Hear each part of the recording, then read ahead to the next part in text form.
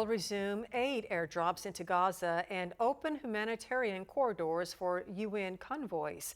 The move follows weeks of international pressure and a growing hunger crisis. CBS's Holly Ott in London with the latest. 5-month-old Zainab Abu Halib died today of malnutrition. Unable to access the formula that might have saved her, her doctor says, she spent the majority of her short life fighting to survive. That fight is over now. The United Nations says the entire population of Gaza is facing the risk of starvation, and children are bearing the brunt of the suffering. Since April, the number of child deaths from malnutrition has jumped from 52 to 85, the Hamas-run Ministry of Health says, and 6,500 children are in treatment, according to UNICEF, the highest number since the start of the war. Israel says it's allowing aid into Gaza, but the UN isn't distributing it. The UN says Israel's creating obstacles that make distribution near impossible, forcing Palestinians on perilous journeys to try to find any food they can.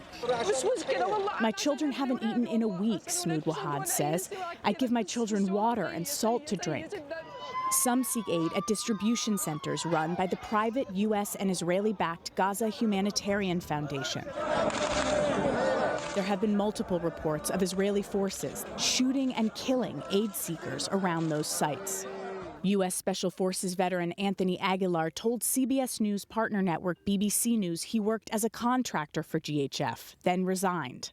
In my entire career have I never witnessed the level of brutality and use of indiscriminate and unnecessary force against a civilian population, an unarmed, starving population.